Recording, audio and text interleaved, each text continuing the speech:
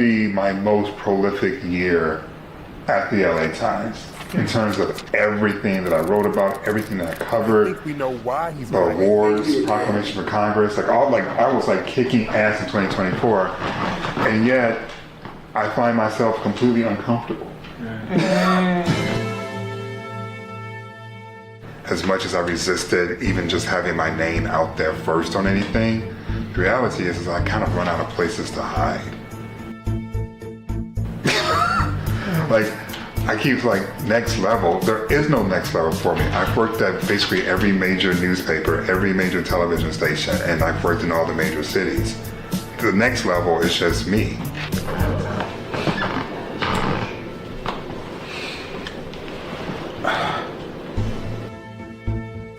I've built a career looking at the intersection of sports. NBA gets it right. Culture. Because you wanted to check my black card. Your politics. I see it as a reflection of, and this will continue to be an extension of that. If the money's no good or the location. To find a comedian who believes that, Welcome to the LZ Granderson Show.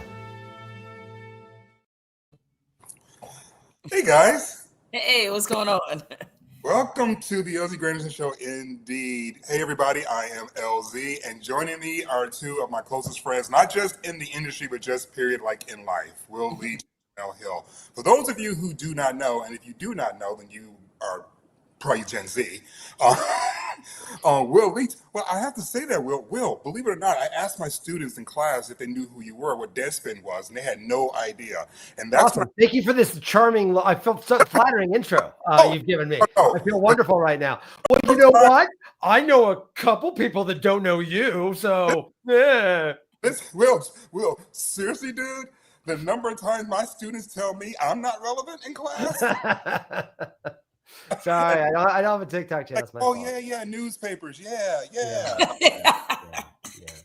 So please, brother, don't take it as an insult. I'm just kidding.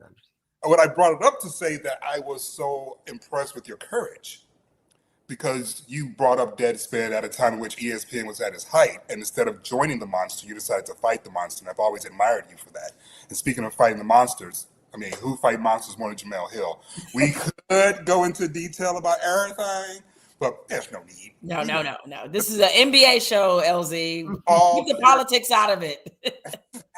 Exactly. Oh man, but that is. I'm glad you said that about Will, because I was trying to think of the last time that I saw you, Will, and it's been years. You were on my old Sports Illustrated show. Yes, I was, and I was like, man, it has been a while, but literally almost a dozen people watched that.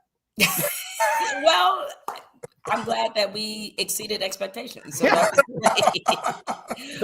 was actually our highest rated show.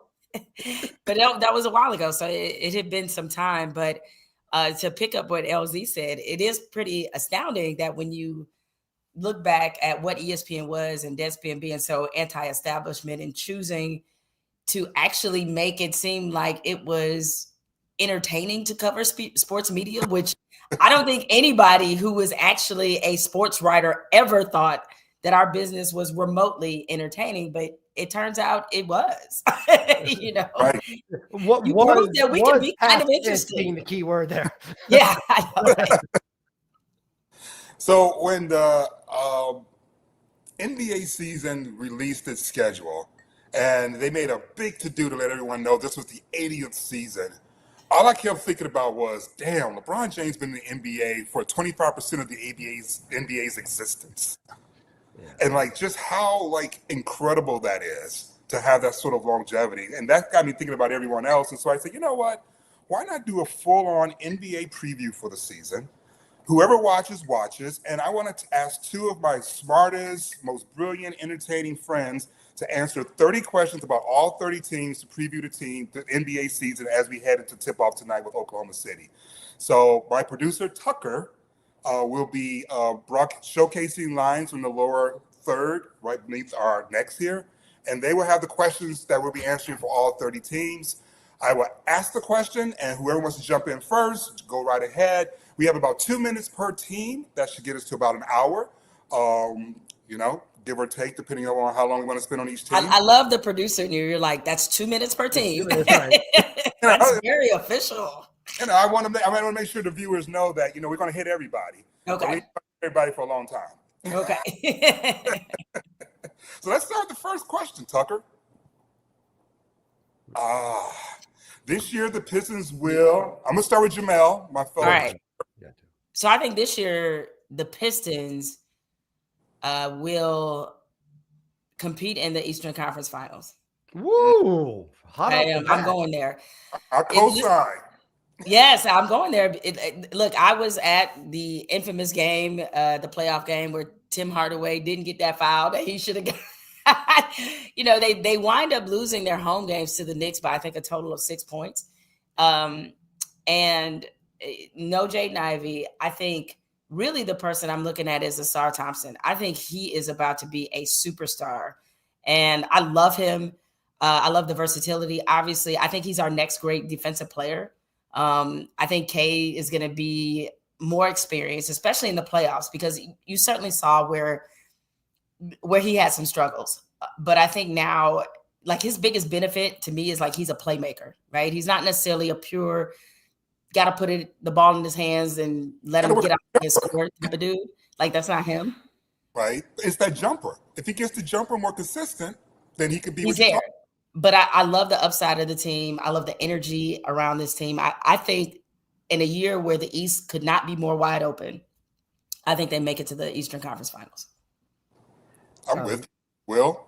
You are talking to a Knicks fan, so keep that in mind. And so Boom! I was so happy to get rid of the Pistons. That series was so annoying because they were very good, right? You could see that they were a team on the way. I actually think Ivy is kind of the wild card for them. It feels like Asar is great. That's clearly a guy that's about to take a big leap forward, and I think Kate can make a leap forward.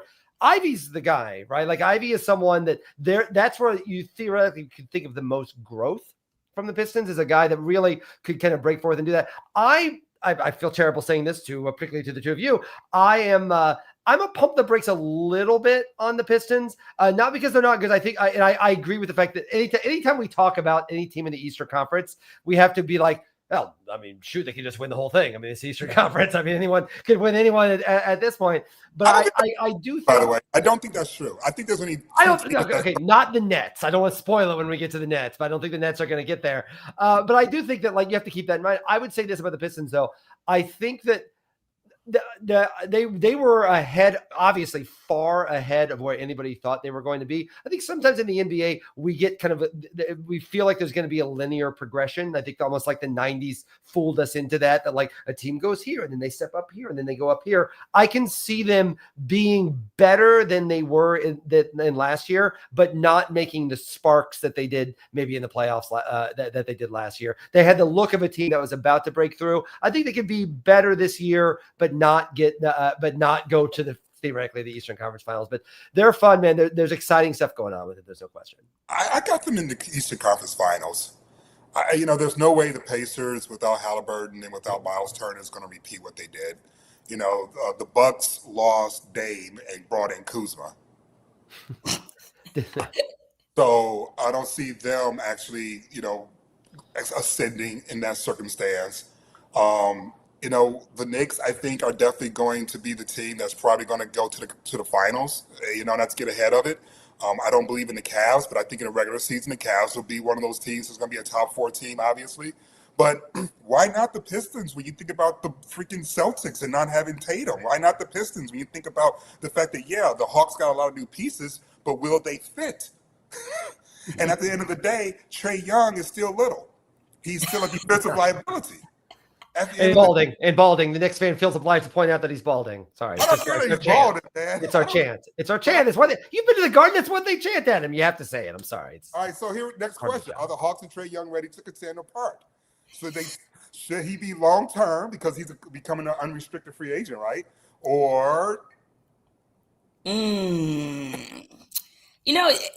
this is and this is going to come off like I'm disrespecting Atlanta, which means I'm about to disrespect Atlanta. So wait, the city of Atlanta or just no, the Hawks as an organization.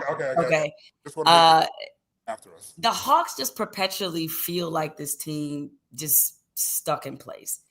I don't know, like if I'm Trae Young, like to be honest, other than the money, I mean, and I'm not dismissing the money. The money's huge. Like, what's the point of being there? Like, where have they? Like, I mean, seriously.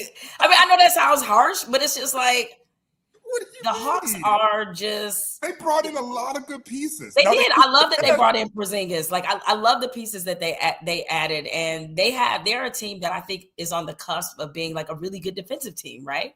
As a unit, not just like individual players. But I know the Trae Young part of it aside, but I don't know. I guess I'm just never convinced that this franchise is actually going anywhere. And so if I'm Trae Young, I'm thinking about other situations I could put myself in that I would get a better chance of winning. Because if they don't do something with him this year, right. it feels like a situation where they gotta figure out if they have something. I mean, I think he's a really good player. I just don't think he's a really good player with this organization. So I was going to ask you, Will, before you jump in, because we were on draft night, Luka, Trae were swapped. Do you think if Luka was in this Atlanta franchise that anything would be different?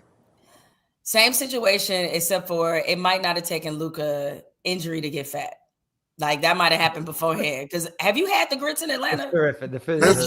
Listen, like you can't go anywhere in Atlanta and get bad grits. That says anything. Oh. That says everything. That says They everything. with cream. They use cream and They butter. use cream. You're not gonna survive that. What? LZ, I promise you, this is a true story. LZ, this is a true story, and I'll shut up. This lets you know what type of time Atlanta is on. I was just there in Atlanta. I had to film something down there. And because of filming I wasn't done until 2:30 in the morning, right? I ordered a pork chop sandwich at 4 a.m. That's why Luka would have never worked in Atlanta. I promise you, I ordered a fried pork chop sandwich in Atlanta at 4 o'clock. Got it delivered. From where? I think it was. I had to look. Let me look at my Uber Eats, and I'll tell you where it's from. And it was excellent. Excellent. Got the garlic spinach, a fried pork chop, and loaded mashed potatoes. Swear to God, I did. Dog, that sounds delicious. But why do you need to live in a city where you could get that at 4 a.m.? Like that just that's not right. I can see, third shifters needing, a little pork chop sandwich from time to time. I could see, some players, you're right. There's no need for pork chops at 4 a.m. There's just no need. Pork chops should not have been available to me at 4 a.m., but they were. Well, have you ever had a 4 a.m. pork chop? No, but like Luka, I've had some 4 a.m. beers, which I think has actually maybe actually the larger issue for Luka until this year, where he looks great. It's called AJ's Kitchen. AJ, you did me right. That's where I got my pork chop sandwich at 4 a.m. I will put that in my let me get my little phone out. Right. I'm in Athens. I'm in Athens. Do you think they'll bring it? They can get it here now? They probably can. It's an expensive Uber, but they can get them there. Maybe they franchise. So, next question. I guess we're done with Atlanta. We're done with our 2 minutes. Was that counted? That's 2 minutes of Atlanta, right? Okay. I didn't hear a clock, though. Did he play the clock? Tucker, did you clock us? There you go. Okay, there you go. All right. So that's it for Boston. Oh, no, that's the last clock. Okay, sorry. All right. What is Boston's objective this season? To get some pork chops at 4 a.m. I don't know what they're doing. Like, it should be a gap year. I love the fact that Jason Tatum is working very hard to get back. He should not come back. They made all those trades. They got nothing back in return. I think they're going to miss Al Horford, not for his on-court performance necessarily, but he was always that guy in the locker room that helped keep things calm. And him not being there, Jason Tatum not being available, them being 2 years away from a championship and feeling like they're going to have a window closed, I just don't think they're going to be in position to be a top four. I'm not even sure if they're going to be top six. If they show up at all, it's going to be a play-in. Ooh. I find it kind of surprising how many people are putting them in the top six. It just shows how much like capital people have given them for the success they've had the last few years. But they have hollowed out that team, like they really have. And they were correct to. Like I think that's a smart kind of cold-blooded decision to be like, you know what, Tatum will be back next year. We'll be able to build this back up. It's a very smart thing to do. But this year, I think is actually going to be rougher than people think it's going to be for them. So, Jemele? Are they going to duplicate the success that we've seen from them in the last few years? The answer is no. But I don't see them falling off a cliff. I think they still have enough pieces left to where you look at their roster and you look at the growth. And so, like, somebody like Derek White, I imagine is going to take a larger role now that you don't have Tatum, and he's a good player. Yep. And I do think that Jaylen Brown is going to take it a bit personal because as it is, he's always fighting this question about whether or not he deserved to be finals MVP, right? He's always fighting that question. And so knowing his competitive makeup a little bit, I feel like he's going to advance that chip on his shoulder a little bit. And I really expect him to take this year personally. So I would put the Celtics in my top 6 because look, once we just talked about it a moment ago, once we get past New York, which to me is the front runner and the favorite to win the East. Once we get past them, everybody 2 through 8 is basically the same for the most part. Like everybody on them. You got the Cavs as the same as like the Pistons. I think the Cavs. I think, okay, maybe not the same, but I don't think that there's a ton of separation between those teams. Like, yes, I would argue that the Pistons are the second best team in the East. I would definitely argue that, right? There's something going on with Cleveland. I'm sure we'll get to them in a moment where I just don't trust them. And I don't trust them either. I don't trust them at all. But are you telling me that you trust Cleveland more than you trust Boston? I trust Boston more than I trust Cleveland. You know what I trust Cleveland more than Boston. I trust the depth. Yeah. Yes, and I trust the depth of Cleveland more than I do the depth of Boston at this point. I don't know who's in the front court for Boston. Like Boston's front court is very like they've hollowed him out, and yeah, but we'll see. But I'd love to see Brown have like an awesome year. Okay. Speaking of, have the Cavs peaked? I don't think so. I think Mobley, but you have to get to a peak to peak, don't you? Yeah, sure. That's actually right. If this is the peak, that's really sad. LZ. That's really sad if this is the peak. I think Mobley ain't even peaked yet, and we asking have they peaked. maybe this is the peak. Maybe they're an excellent regular season team, and very much like the Toronto Raptors of old. You get to the postseason, and things don't quite work out. Okay. Well, I need y'all to explain it to me because I have trouble wrapping my mind around this. What is wrong with this team? I think, one, you can't underestimate the role of injuries. I know that they won a ton of games. I know they had the All-Stars, but when it got right down to it, towards the end of the season, guys were hurt. So I think that was one. Two, to your point, I do believe there is a lot of stock put into their regular season success without looking at exactly how they're being successful. Like, they're a great defensive team. Mobley and Jared Allen are flying all over the paint. But when it comes to actually needing points, the offense is still kind of, to me, it looks helter-skelter. And that, to me, is the reason why they have faltering in the postseason, is because it doesn't seem that the helter-skelter approach in the regular season is as effective against better teams in the postseason. I think part of the problem too, I mean, they ran into a Pacers team that I think that loss felt more disappointing when it happened because we're like, wow, the Pacers, they lost to the Pacers. What's wrong with these guys? And then they wiped out the Knicks and took the Thunder to 7. Like at a certain level, I think the Pacers were just like, I agree that like the Cavs were obviously better in the regular season than they were in the playoffs, but that loss, that getting beat by the Pacers like that doesn't look quite as bad now as it did when it happened, because again, they just went out and beat the Lakers and beat the Knicks. And again, that Thunder series went 7 games. We're talking about the Thunder being this all-time team that's like that's incredible, and they took 7 games to beat that Pacers team. Mm-hmm. So I think the idea that the Cavs were this flop in the postseason, I think you have to keep the Pacers in mind. Okay, I know we have to move on, but what I was going to ask you is like, can you win with Donovan Mitchell being the best player on the championship team? I was going to ask the same question because what we saw, what we saw in Cleveland is very similar to some of the things we saw in Utah. Yes. And I'm not saying that he is, not clutch. I'm not saying that. No, that's not it at all. That's not it at all. But there is a cloud, right? It's something. It's like curl, not quite. I don't know what it is, and it drives me crazy because I think he's a great player. I think he's a great guy. And am I here for the Donovan Mitchell, Coco Jones love story like never before? But there is something that is a miss. Is that number 1 in the league right now, that relationship? Or is it Clay? It's Clay and Meg, dog. I'm rooting for this one. I mean, like Coco got the ring. I need Meg to lock it in. Clay, you got one job, dog. One job. I need yellow babies. What are the Pacers' expectations this season without, well, I know, right? I'm like, well, I will say this. They are missing the two key players that helped with that run, obviously, but they still have that coach. And everywhere that Rick Carlisle has been, they've exceeded expectations. And so as much as I want to just go completely, and I know I said completely at the beginning of this conversation, remembering who that dude is, how he thinks schematically, how he maximizes the talent that he does have, I don't know if they're going to completely fall off a cliff. I don't think they're going to be top 6, but I could see play in with Siakam being the key. Yeah, I mean, it's kind of, that's why when we were talking about Boston, I'm just like, I'm looking at these cluster of teams, and I don't know, you trust the Pacers more than you trust Boston? Yeah.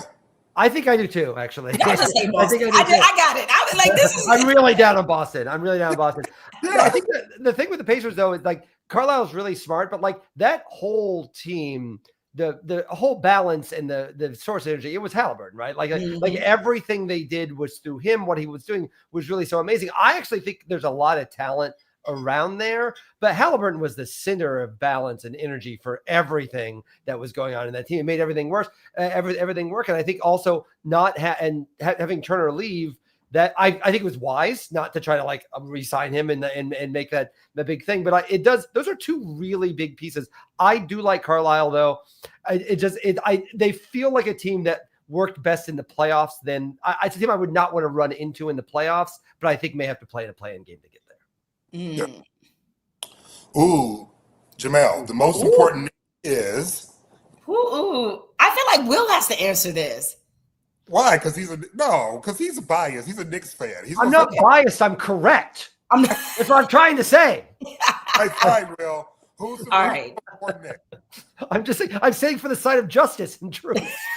So, I have to say, although I think it's got to be Bridges, right? Like the idea of he's obviously not the best player, but that's the guy that I think clearly there was the most meat left on the bone last year. And I think at a certain level, what they traded for him is always going to kind of follow him around a little bit. But his defense was his shooting was off a little bit last year, and his defense was off. And to me, when you think about the coaching change, I feel like he's the guy that it might help the most. Him and Tibbs had a few issues last year. I think because Bridges played so many minutes, but in that career before then, Tibbs thought, okay, cool, I can just leave him alone. They didn't really fit there. I think Brown's a better fit for him. If Bridges has the year that they thought he was going to have, which I think he's capable of, I think he's certainly capable of. If he has that year, I think raises not the floor. I think the floor in the Knicks is pretty solid. I think at this point, I think Bridges can raise the ceiling to something higher though. I think it's Karl Anthony Towns. Yeah. Because it feels like it's always him, right? To some degree, it's like when he plays like a big man, like they are unbeatable. And that's not to say I'm certainly not of this antiquated idea that every single shot he's got to take has got to be 8 to 10 feet, because that's just not how the game is played. But I do think, and you saw this throughout the playoffs, when he gets physical and when he's about doing the dirty and the grind work, it makes them a different team. And so I think they have to feed off of his willingness to kind of be that guy in the moments that they need it. And I think that kind of permeates the rest of the team, because everybody else, I think, is pretty much going to do what they're going to do. But there are often times where Karl Anthony Towns, he shrinks, and it's like, if he can consistently give them that hard, gritty, effort, they'll go far with that. When I turned on Karl Anthony Towns, when he started bragging about being the best shooting big. Oh yeah. I mean, he's close though. I mean, maybe he shouldn't brag about it, but he is close. The reason why I'm down on that is we'll say that for you. Right. But what I need you to do is be in that paint and whooping that ass. That's what I need. I don't need you out there perfecting your jumper. I need you in there perfecting your dominance. And if he just cut those jumpers in half that he shoots out there, and instead of shooting those three, even if he makes it, because this is my mentality. And I've never played basketball on a professional level. I'm not even trying to front like I did, but I do hoop. And I've hooped a lot. And there's a mentality that happens when you're physically dominated versus skilled dominated. Being dominated by a skill isn't humbling. Being physically dominated is humbling. When I check a dude that's cooking me because he's faster or his handles are nice, I'm like, he's just better, right? And I'm trying to figure out how to kind of stay on the court and manage it. But if a dude is just bullying me and I ain't shit, it's messing with my head. And so when I think about Karl Anthony Towns, I'm like, dude, even if you hit 10 for 10 for threes, what you don't do is make that dude that's guarding you feel small. And I want you to punish people who guard you and make them feel small. And you can only do that in the paint. And if you do that in the paint, the Knicks will win a chip. I can vouch for the demoralization of being physically dominated and everything. Oh, look at this. 1A. Cam Thomas or Michael Porter Jr. Who's taking the shot, Jay? All right. I'm going to try to put Michael Porter Jr., the pundit, to the side. Yeah, good luck. Good luck. Because he's been saying some wild. I'm going to put the luck. relationship expert to the side, okay? Is he in the cabinet yet? Is he in the cabinet yet? Bro, we should have freed him. I'm gonna try to get over the insultness of it all. All right, sorry. And just keep it to basketball. Keep it to basketball. Okay. But I'm gonna say Michael Porter Jr. because when he's good, he's great. Mm-hmm. He really is, and he's proven he can be reliable. He's proven he can hit big shots and big moments. He's got championship experience. Like I think he's a good player. I just want him to stay away from every podcast mic all the time. And all the rookies on this team. Leave the rookies away from Michael Porter Jr. It's like got to be a better time where like he should not be the vet. He should not be. There's so many rookies on this team. Leave the worst possible guy to be around all those guys. So what are your thoughts about Cam? So my thing about Cam, I agree with you, Jemele, that Michael Porter Jr., when he is on that jumper, like, as a Lakers fan, watching him just kill that squad was just, it was amazing to see. He killed in the way that Sean Livingston used to kill teams with that mid-range. He just, and as soon as he rose up, you knew it was going in, right? That's the way that Michael was for that championship run. But there's something about the way that Cam, and again, physicality, there's something about the way that Cam goes at it that just feels like, and I like physical scores. And I'm not saying that Michael's soft, but the way that he scores is more finesse with occasional dunks, and the way that Cam scores to me is just more imposing. Yeah, that is all fair. Unless that Danny Wolf turns into Jokic, I don't think we're getting that Michael Porter Jr. Anytime soon. I think Danny Wolf is turning into Jokic. Did Giannis' supporting cast improve? Hell no. This is not counting his. This is not counting his brothers, right? Like no.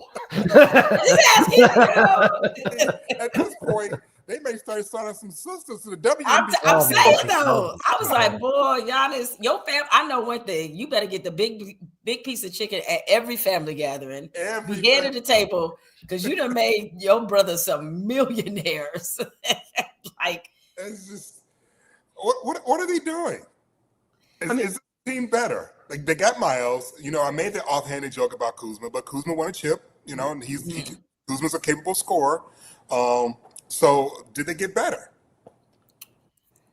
I don't know that they got better, but I don't know that they got better. Even though I do like, I love the addition of Miles Turner, and like you said, like Kuzma, I think in many ways he plays basketball based off what his environment is, and You know, it's to a point, like kind of like when if you were with the Wizards, it's almost like that basketball part of your life doesn't even count. Like it's like I can't judge anything From Michael Jordan on. Right. It just don't count. Like I can't even adequately judge you as a player because of that. So I do think that Kuzma is a good contributing player, but they just and maybe this is part of the whole shock that Giannis is even still there. Yeah. You know, it's just this doesn't feel like a team that's going anywhere. Which is so weird. I know. They did everything they could to try to keep him there. I think they're maybe a little better, but they're not a title contender. But they showed Giannis, we are still doing everything we can to keep you here. I mean, they got slightly better. I don't know if it's going to work. I don't think it's going to work, but they are a little better, but probably not better enough. Is he coaching still a thing? It's not on the floor anymore. It's gone. It's gone. It should have never been on the floor. It's on the floor. Youth culture. Is it over? It's over, right? In addition to the LZ Granderson show sign I'm going to put in the front of my house, I'm just going to put a Leitch culture. This is going to be Leitch culture up here.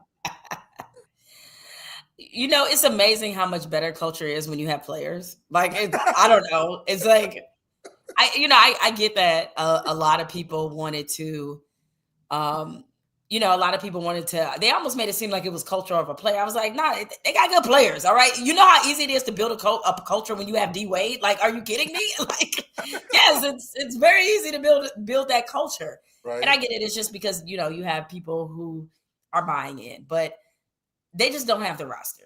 It's just that simple. Like, Bam's a great player. I know they got Wiggins. I mean, they still have Tyler Hero, and he's hurt. Right. And I was about to say, and he's hurt. This roster is confusing, to say the least. And so, like, there is no amount of culture you can ever have that are going to overcome the players they actually have. Do you think they should make a run, Will, at Giannis? I know Giannis has made it known that he wants to be in New York, but Pat Riley is Pat Riley, right? He's not just going to be like going, oh, well, that's what he wants, I'm not going to get involved. If Giannis is sniffing around and is curious, are you thinking maybe he coach can return if he's there? Yes, they will. Their culture will suddenly look so much better if Giannis is there. I think so. I think they got to go for. I mean, that's generally their plan, right? Is try to make those big swings at guys and have them sell on that. They've got actually a lot of their picks, and they've gotten a lot of those back now. So that's something I actually like. They actually got kind of maybe one of the steals in Yakachonis in a first round pick from my University of Illinois Fighting Illini. I feel that all the time. He's love that guy. Yeah, I love him and Will Riley. We got 2 first round picks this year. But I would say the general thing is like, yeah, of course. Like, I don't know what other plan the Heat are going to have, right? Like, they're a superstar. That's been in their DNA forever, is to be able to get the superstar. I don't know if there's going to be any other superstars available. I think they kind of have to do that. Should they blow it up? Should they move Bam? Should they think about moving Tyler? Should they just say, the Heat culture 2.0 needs to be Heat culture 3.0 now? I feel like Bam does represent Heat culture. And I'm not making any kind of shot at Tyler Hero, but I think between the two players, it feels like Bam would be the easier player to build around. And that's just based on skill set. So, like, I don't think that Miami has reached a point where they just need to tear it all down in terms of get rid of every superstar that they have or potential superstar.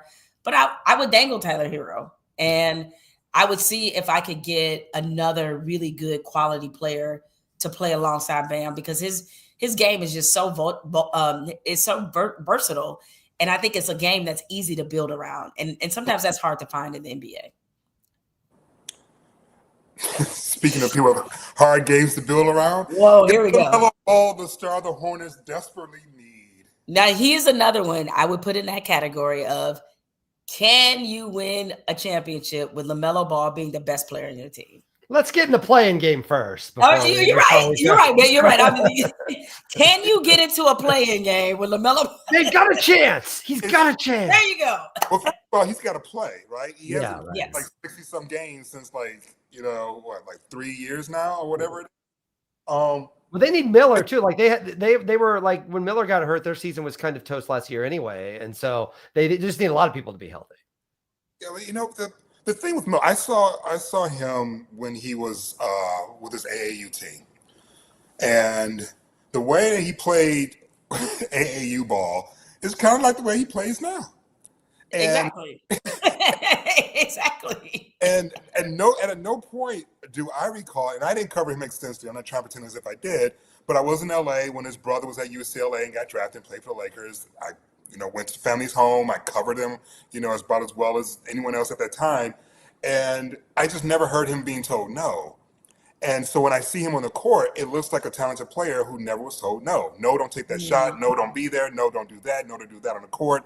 Because, one, he was talented, but also, two, they had no one else, And when I look at their squad, I'm like going, you have other people, but you've decided that he's who you're going to build around.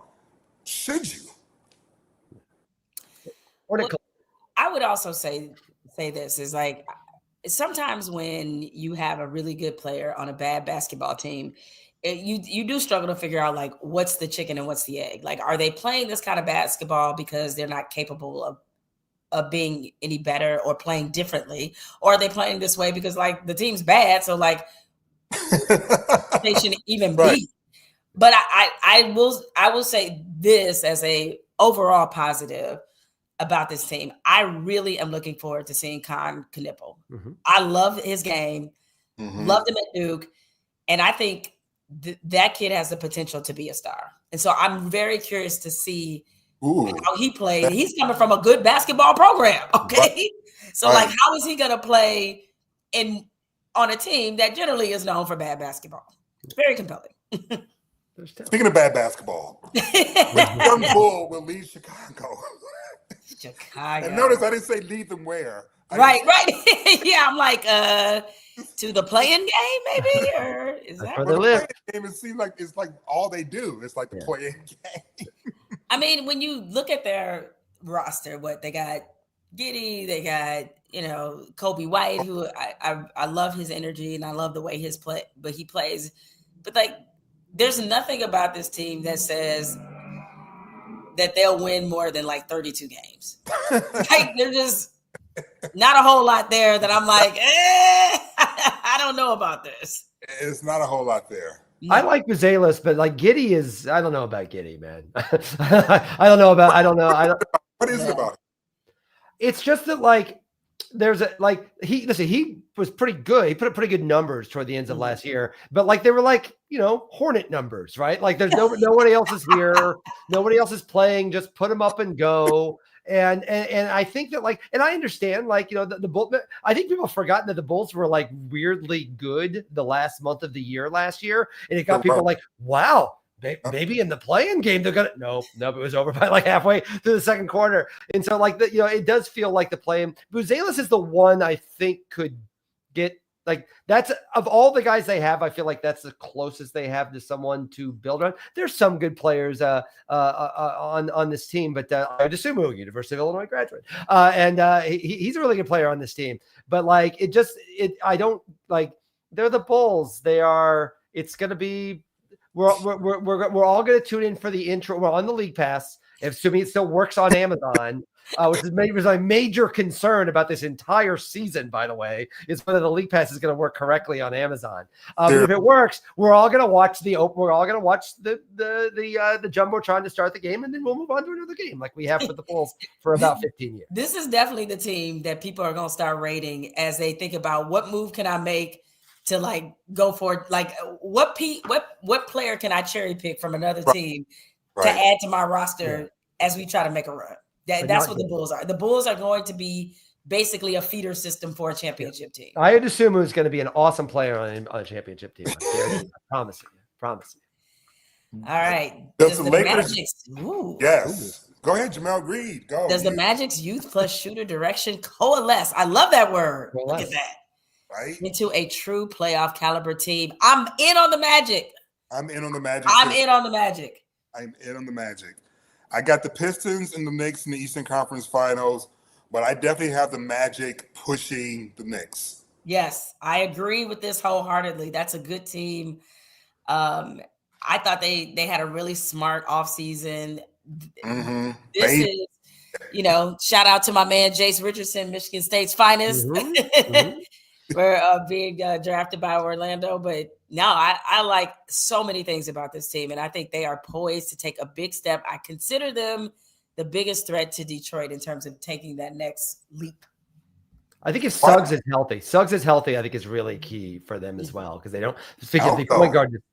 Yeah, he's not out for the year, but he's coming back eventually. Yeah, but they say eventually. They say he's not ready to start. He's definitely not ready to start. I'm week to week. I'm like,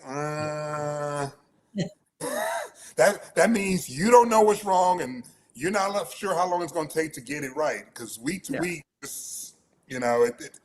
I like Orlando a lot as a regular season team. The reason why that question was kind of structured that way is, does that style of play win in the postseason, right? Mm-hmm. When helter-skelter offense, riding and flying because you're young and you're shooting a lot of threes and you're making them at a nice clip. And with Bane, they're definitely going to be more efficient in that way. But does that translate in the postseason?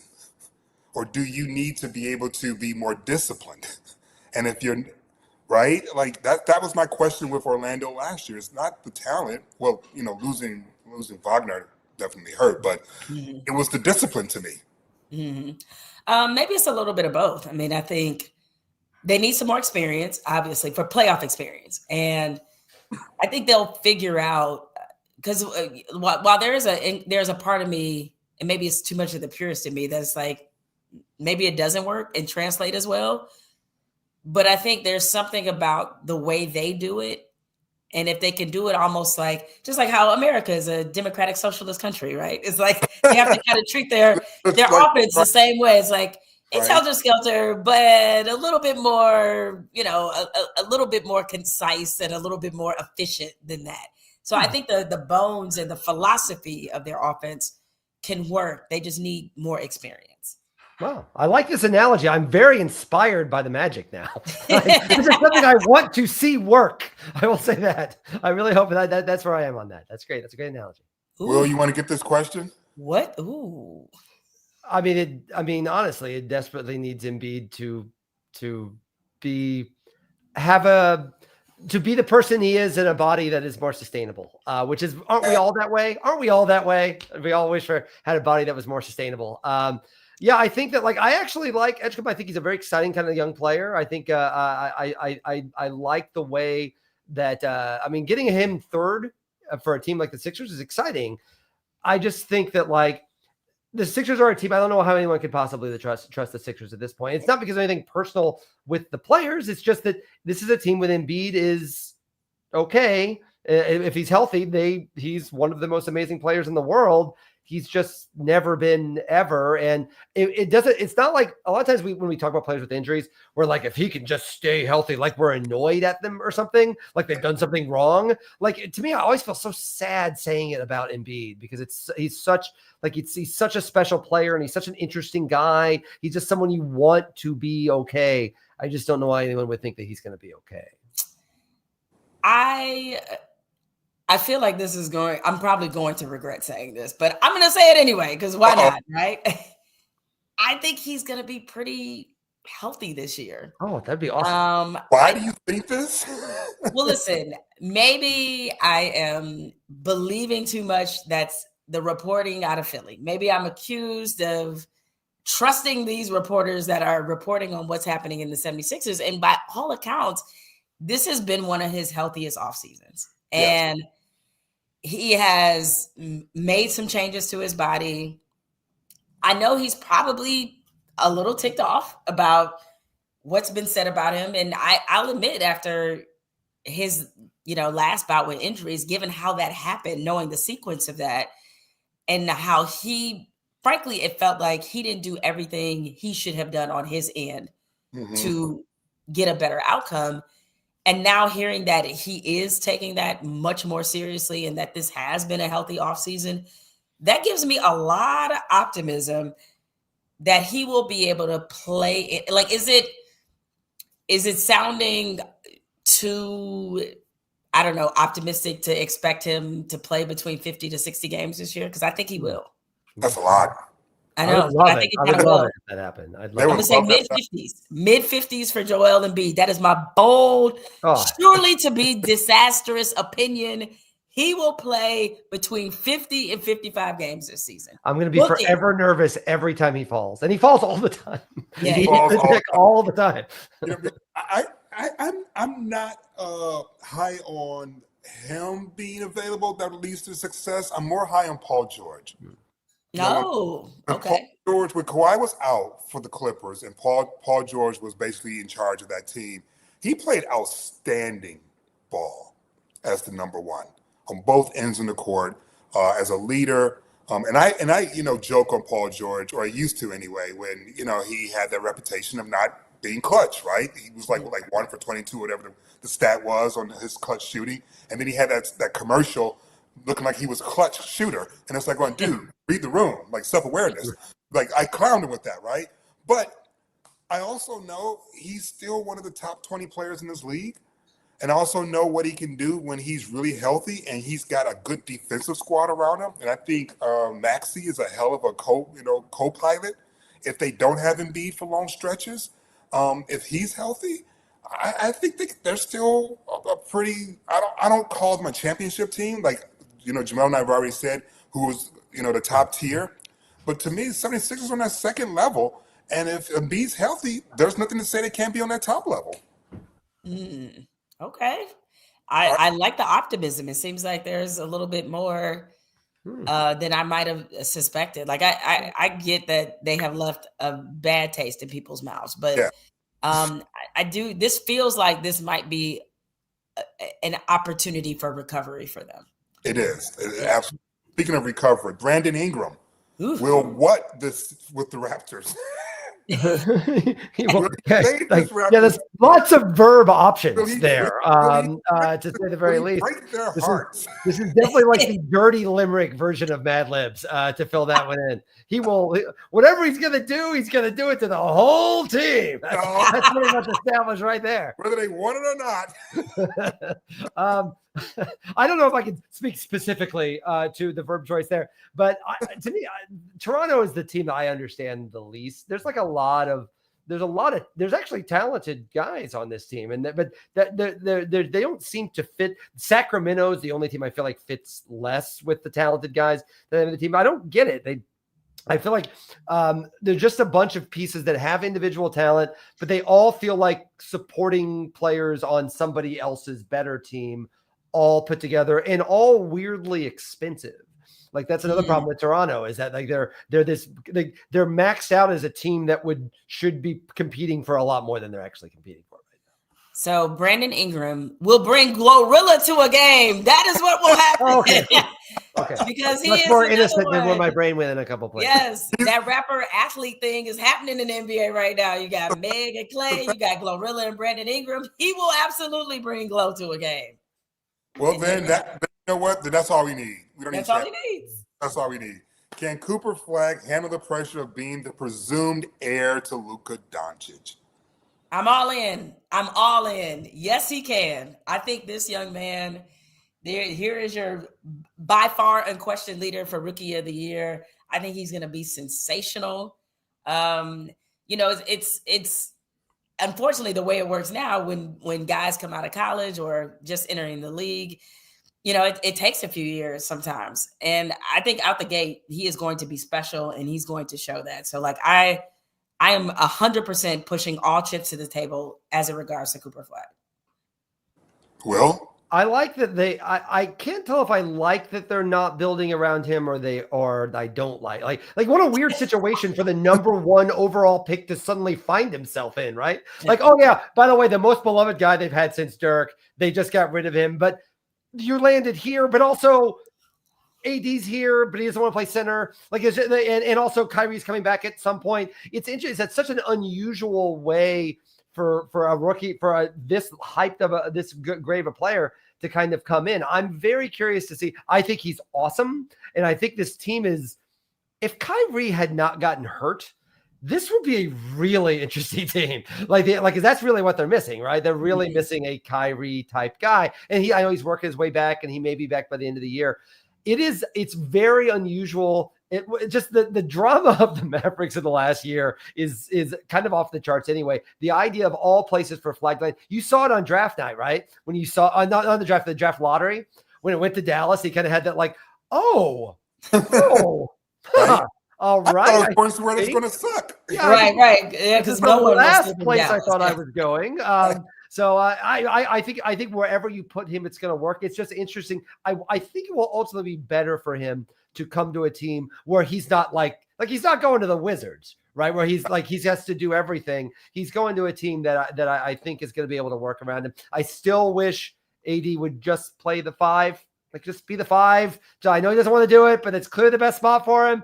But if he's not going to do that, I think it's going to hurt a little bit. I think it's a fascinating situation for him. Yeah, I mean, and they got decent pieces too. It's I don't think I think he has an opportunity, despite the curious way this is being built around him, to elevate. I mean, Max Christie has proven to be a pretty solid player. They got D'Angelo Russell.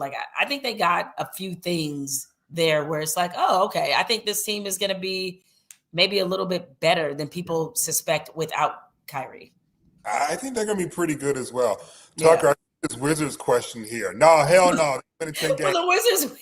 We still talking about the Dallas Mavericks. Doing no Wizard question. We can skip the question. Is the team going to win 10 games? I think we can just be no or yes, and then that's all the discussion we need to do on that. We're saying we're cutting time off on the edges here. Yeah, I'm going to say no. No, I'm kidding. It's the NBA. Of course, they'll win. I would say I'm going to say 12 and a half, 12 games. They're being built better. They're being constructed better than they've been in the past. I'll say that. It seems like they have a better idea of what they're doing than they have in the past. I don't care what y'all say. Worried about the Nuggets' depth around Jokic.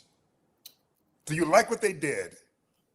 I do like what they did. And, I'm not really, and I don't know, maybe it's a bit of fool's gold, and maybe I should be more concerned around what they have. But I actually kind of appreciate some of the things that they did in the offseason. And I think we have to remember how close they were to beating the Thunder, right? Last year, right? Right. And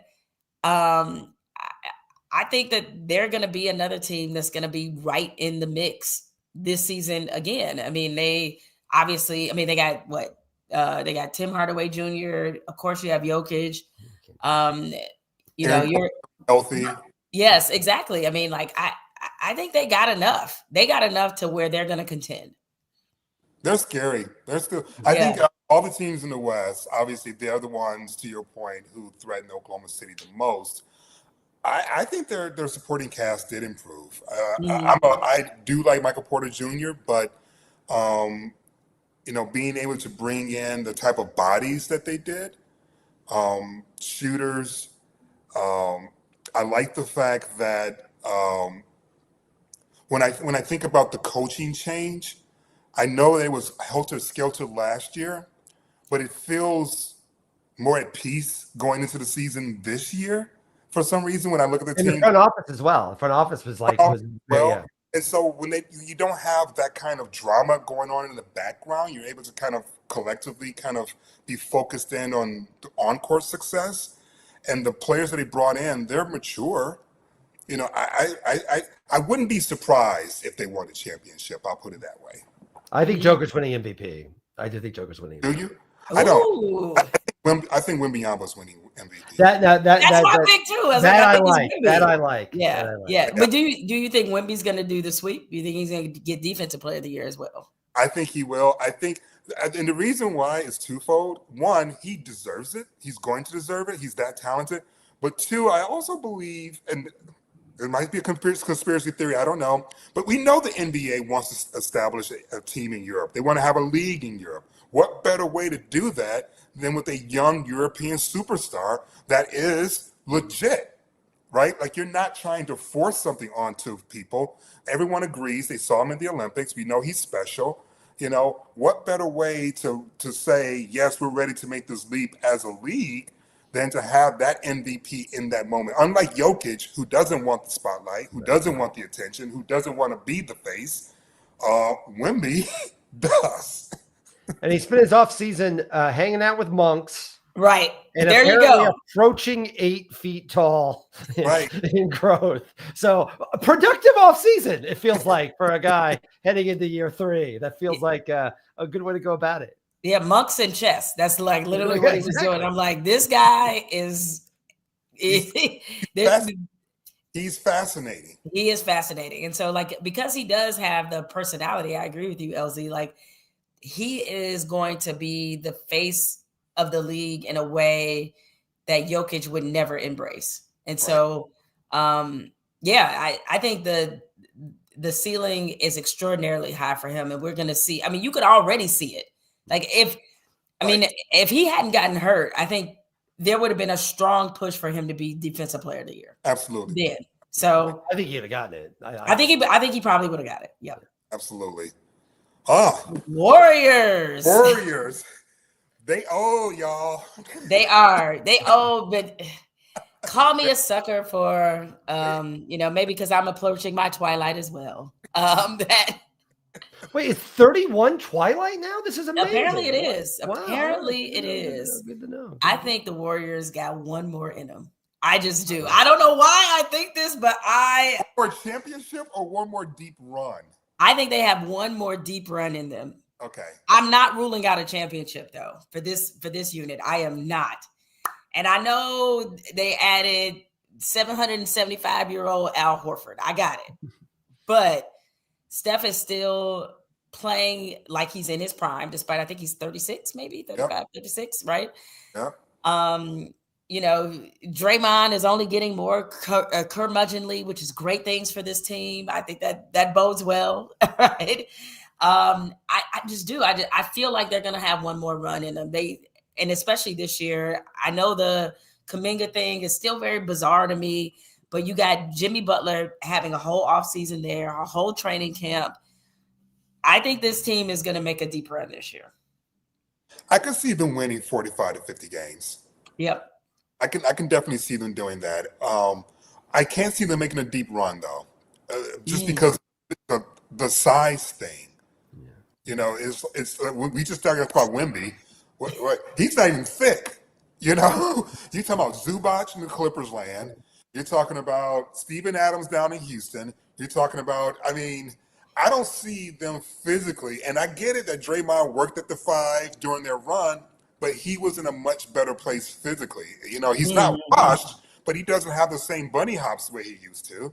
And so he can't make up that lack of size with his athleticism that he used to. Still with strength and smarts, but not with the athleticism. But if you're 7 foot, you're 7 foot. And that's just what so to me, that's going to be a problem for them. There's so many skilled, talented big men in the Western Conference that you really need to have a legit center. As the Lakers found out last year with this question, you need a legit center in order to matter, especially in the postseason. So this year, the Lakers will what?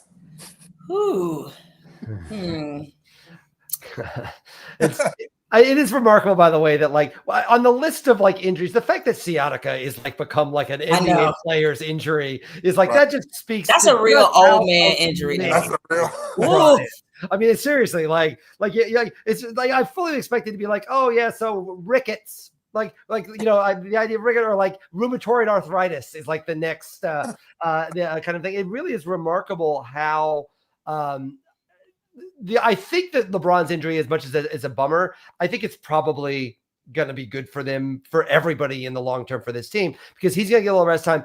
Luke is going to be able to fully, officially make this his team in a way that LeBron, I think, will ultimately benefit from coming in and not having to be that guy, not having to carry that load, not having to do that. I think will really help out. I don't know. It's a transition year, but LeBron was third team All NBA last year, second team All NBA last year. The idea that oh well, LeBron's time has passed and now it is fully Luka. LeBron was still very, very good last year. I actually think a little time off, not having to carry everything from the very start, I think it actually helped him and this team a lot. I think if I could complete the sentence, I think this season is going to be full of drama, and not because any product that they put out on the floor, but I think the hovering of the storyline about, because it's already started, right? With the whole LeBron's going to be evaluating how this team is doing as he's, recovering from injury, as if to further say that, like, if he comes back and they're not any good, then he's going to, this idea of LeBron leaving the Lakers, I think is going to hover over this entire season, and by far going to be the most nothing burger, nonsensical story that they are going to carry at every possible opportunity. And all it's going to do is annoy the shit out of me and make me wish the Lakers lose. So the thing about the injuries, we don't have to talk about it for like a month. Yes, that is true. But even in the injury, when I saw that report about LeBron monitoring what's happening, I'm like, who is saying this and why? And who is saying it and why? And oh, by the way, every player monitors what their team is doing. When it's just like, I'm waiting for someone to be like, the reports are he doesn't even know. He's forgotten what basketball is. Yeah, right. He's not paying attention at all. He doesn't care what happens now. Right. That's the downside, though, of him being out, is that it only encourages stupider conversations about LeBron and the Lakers. Anyway. Clippers gonna finally stop clipping. Hell no, they clipped in the offseason. Are you kidding me? They clipped as much as they have ever clipped. That's the most Clipper-like storyline I could ever imagine. It's like, let me get this straight. Come on. They look so good this preseason. It would be amazing if they just freaking wrecked the league this year. It would be incredible. What an amazing story. And then I don't think it's going to happen. I think I don't trust them. I'm going to argue for the Clippers in the spirit of Skip Bayless, which is Lord. I'm going to argue for the sake of arguing. but I do think there's legitimate chance the Clippers can win a championship. They have a 2-time Finals MVP leading the way to begin with, right? They have a center in Zubac who is skilled. He's a skill. You have to account for him. And there's not a lot of offensive big men in the West that you legitimately have to account for. But you can't let Zubac just out there being guarded by a 6'8" dude, because he'll kill you. James Harden, you don't have to depend on him saving you. You just need him to give you 30 points like 20 times in the regular season so Kawhi don't have to do it all. Like, I think there's enough there. Jamel's not looking at me like going, you really trying your hardest right now. No, you know what? Everything you said would be completely logical if we were not talking about the Clippers. Like, if this was the Dallas Mavericks roster, I'd be like, yes, LZ, passing you the collection plate. You know what the most Clipper-like thing that would happen this season? It has nothing to do with being on the court. It would be if they found so much evidence about this shenanigans with Kawhi Leonard that they had to void his contract. That would be what would happen to the Clippers. They're not doing that. They're not going to do that. They're not going to. They can't do it. I don't know that. I'm not saying that they are going, like, this is some kind of certainty, but I know that storyline's not going away. No, it's not going. And it just forced to pay a fine. I can see that. But I don't know that they can do that. If they can get away with just making this go away with just a fine, because a fine is just money. And not only that, you have other owners in the NBA who are really pissed off about this, because the way they see it is like, hey, we've been following the rules. And trust me, we have thought about doing that many, many times. And of all the people to do it, it's just like, and for all the players, I was like, I want to love anything as much as the Clippers love tying their future to Kawhi Leonard, because I don't get it. All right. And so it feels like one of those storylines that as soon as it was exposed, it just keeps galvanizing and getting bigger to the point where I think it's going to force Adam Silver to have to do something beyond just money. It's, whatever the fine is, and I agree with you, it can't just be money. One of the richest men in the world, what is $1 million fine? Like nothing. Draft picks were hurt, obviously. Not being able to participate in the postseason. Like, we'll let you play in the regular season, but you can't. That's what I'm saying. It's like they're going to have to do something that has some teeth to it if this plays out and the investigation comes back. They're like, yeah, they really did this. And by all accounts, based off all the reporting, it looks like they did it. Now, don't underrate the possibility of aspiration itself as a business plan making a comeback. Like I believe You're right. in those I didn't consider thought that. leaders. I I did believe not in those consider this. thought leaders Fighters. and aspiration Fighters. and their trees. And their trees. In their trees, yes. You know what's the crazy thing to me too is we were on air, me, Keyshawn, and Travis when the signing. I think it was Travis. No, it was Sedano when the signing happened in L.A. And everyone in L.A. was just like, "What? What do you mean you're going to the Clippers?" And even I was just sort of like, "Yeah, maybe he wants to really prove that he could do this on his own. And what better way to do that than to uplift this franchise? Everyone clown." And then you realize, no, he just did it for the bag. Yeah. In the trees. In the trees. Don't forget the trees. Not the trees. In the trees. Not the trees. If he had done it for the trees, it'd be a different story. Should the Grizzlies keep Ja Morant or move him? Well, looking at, the Grizzlies still have a few things going for them. Obviously, they got Jaren Jackson. Of course, they added. I know they added like KCP. They have him and Zach Edey, and they got a little bit of something. But you wonder if they don't appear to me on paper to be a playoff team. They don't look like one necessarily. Fringe at best. And so you got to wonder if you're the Grizzlies and you have come all this way with Ja Morant, and we know about the incidents and all that, but it's not a question of that. It's a question of like, he's been hurt a lot.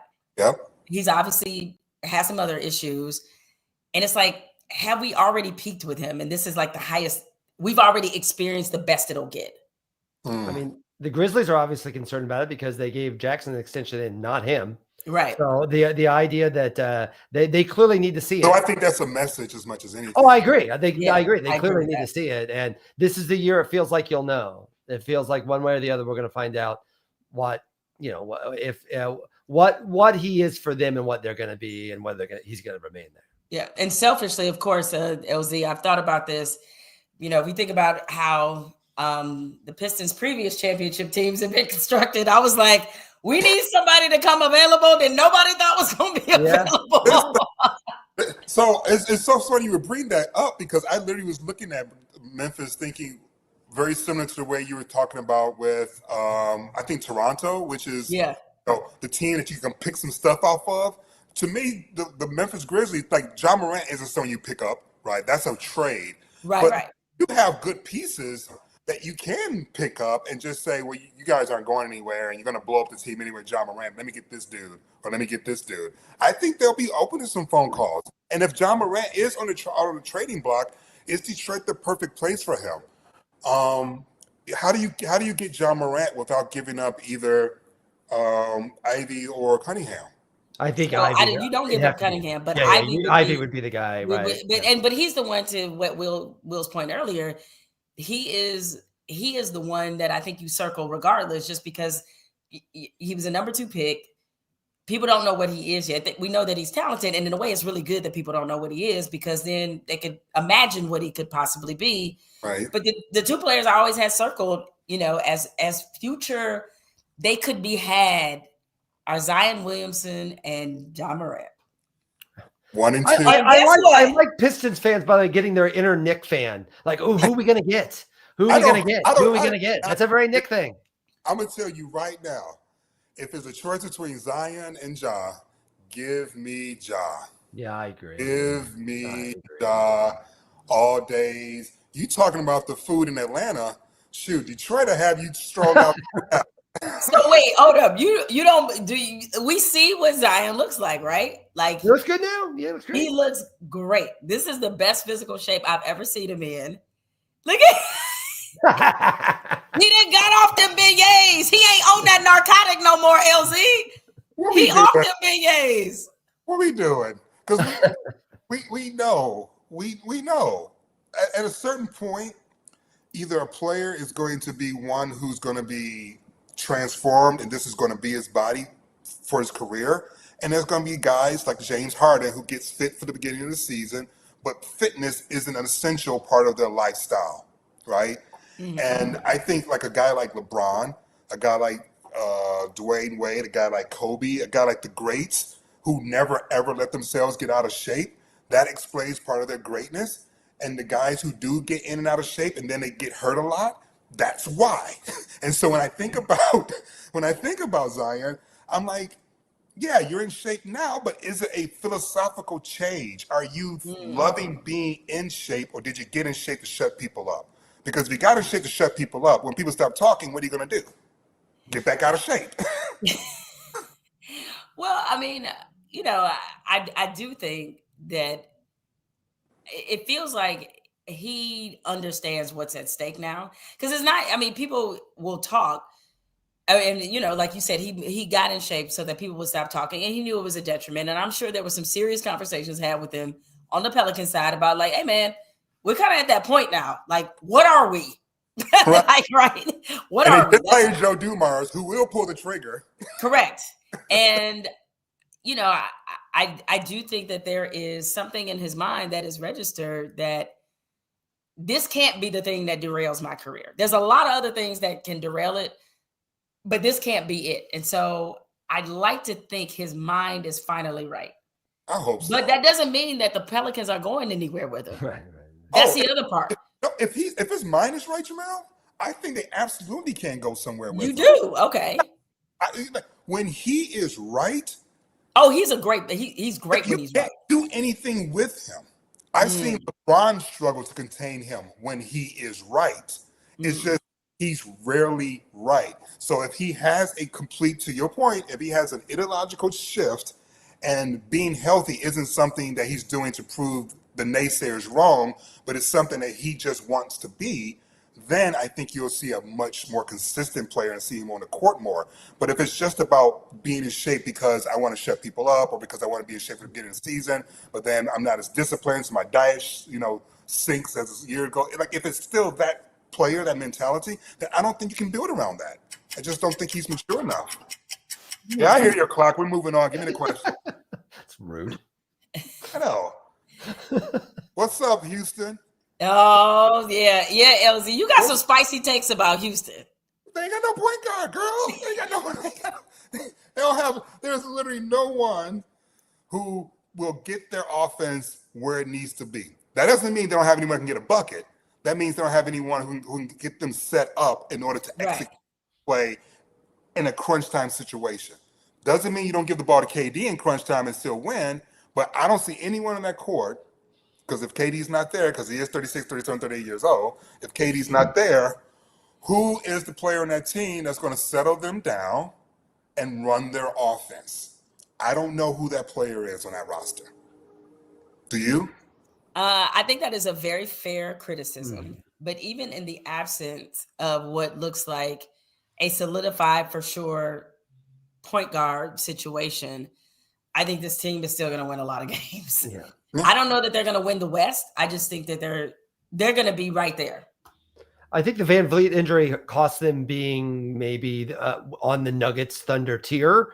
But they're still going to be good. They're going to be they're still going to be good. There's so many guys, and Durant. I mean, one of the problems is too is it now puts pressure on Durant to do more, which is not what you'd like, right? The whole idea that he should be in his sniper period, right, where he just gets to kick back and be, I don't know, Olympic mellow. I guess he can be just kind of like that on this team. He can't do that on this team. Yeah, I know. I think with Van Vliet, he might have been able to do that, and he can't really do that now, unfortunately. He's got to do, and again, it's not that he can't do that.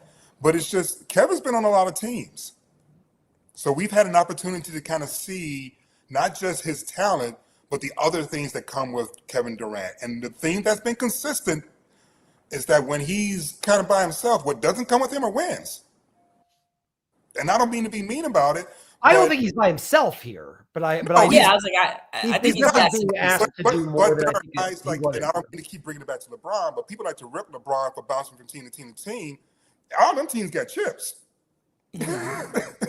Everywhere he stopped, there's a chip. So he might bounce around, but there's winnings with that bouncing around. I'm seeing Kevin, and I'm seeing disappointing teams. I'm seeing a disappointing Brooklyn squad. I'm seeing a disappointing Phoenix squad. And so that's the thing I'm talking about. Speaking of Phoenix.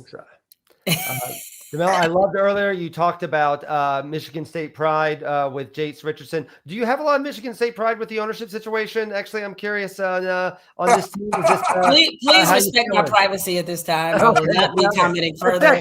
checking. I will not be Todd commenting Kahn is further from because Illinois, so we've all our got university we've all needs got somebody our. to fund our NIL. So that's all I'm going to say. Of course, believe you me, Shad Khan is my favorite owner as long as he keeps playing Illinois' NIL. I'm totally with you. I understand. Like, But we might need that NIL bill paid at some point. I don't understand what is. I have not seen a franchise this quickly go from the finals to nothing. Like, I'm just like blown away. It was like as if they said, "Nah, we don't want to be this close to Chip." Remember, don't forget, like the media has gotten this team wrong from the beginning. They thought they were bad and they were good. And in the words of the owner themselves, they thought they were going to be great and we were terrible. Shows you, you dumb media people. Sorry. Jemele is not the one saying that. The guy from Illinois is the one saying that, not the Michigan State person. Not the Michigan State. But I will say one thing though about this team is that I think they will be better than people suspect just because they will be absent the expectation. We know that their roster, they have Jalen Green. I think Jalen Green is a good player. Like he's good. But he's good. He's good. Like he was going through, frankly, if there wasn't, I think Houston overachieved before people thought that they would. And that was what put Jalen Green in a bad spot because his maturation as a young player was completely on course. It's like, oh, shocking. A young player gets to the playoffs and he's inconsistent. That's like not a big headline, right? But unfortunately, it was more pressure on them to win because they overachieved. Now in Phoenix, doesn't have to worry about that. So, and I think he's probably kind of a little bit pissed off that he got traded. So that motivation, new environment, they got Devin Booker. I'm not saying that this team is like a playoff team, but I think that they will be a competent, respectable team. I totally disagree. I don't even see them getting in the play-in. I just basis. It's a big year for Izzo. I understand. I get it. I understand. Next question. Oh yes. Which version of the T-Wolves will we see? Team that this is the opposite of the Cavs, right? The team that keeps getting farther in the playoffs that everyone seems to remember. Like they keep making it farther they keep doing well and going far every year, and it feels like we still kind of discount them heading into the new year. And I'm discounting them again. Yeah. No. I just you ain't gonna sit up here and tell me because Rudy Gobert went for 20 and 20 against LeBron James playing center that they're around the corner from a chip. You ain't gonna convince me of that. I ain't doing that. I think that Naz Reid is probably gonna win 6 Man of the Year. Is it gonna be him or Josh Hart? Yeah. I think Josh has an excellent chance because one, last season he should have been considered, given just how great he was, especially on the defensive end of the court. But also two, knowing New York, if they're good, they're gonna want to give that team some kind of individual award. And it can't be MVP. So I could see Josh Hart winning MVP because he's probably going to end up winning 6 Man of the Year because he's going to probably get 35 minutes. But if he doesn't, I think it's going to be this squad that's going to have him. So do we not believe in the idea anymore that if you keep a team together that keeps going further, that they just won't keep going further? No, I don't believe in that anymore. The reason why I don't believe in that anymore is because the way that you construct teams isn't that same sort of dynamic anymore. Right. The league punishes you for doing that now. Right. I don't believe in that model anymore. I think that Minnesota needs more talent. I don't think that they're waiting for one other player to get better. I think that Anthony Edwards is going to get incrementally better, but I think at this point we kind of know what this is, right? Julius Randle is this, right? Naz Reid, I think, as I said before, probably is going to win 6 Man a Year, if not Josh Hart. But either way it goes, this is him. So, I don't see the talent improving with a young squad. So, unless other teams go back, I don't see how they get over the hump. Gotcha. All right. Sold. What is no, this? we ain't doing no Trailblazers. No, next Do That's poor Portland. What? What were they doing? But they got a 7-foot center from China who a lot of people love. I mean, no. I'm ready for them to be called the Portland Frogs. Can we okay with being the Portland Frogs? I like the costumes, and they got a everybody named mascot. What's going on in Portland? What are we gonna do with Westbrook, y'all? Oh. What are we doing? Well, I don't think it takes much convincing to see this as actually a good fit, does it? Why not? I think Let it's a him good run. fit. Let him go. Right. Let him I go. think it's a good fit. I think they're going to be surprisingly better than people think. Right.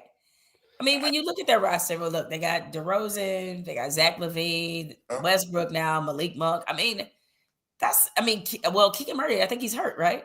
Yeah. Yeah, he's hurt. So that, obviously that's a little bit of a But setback.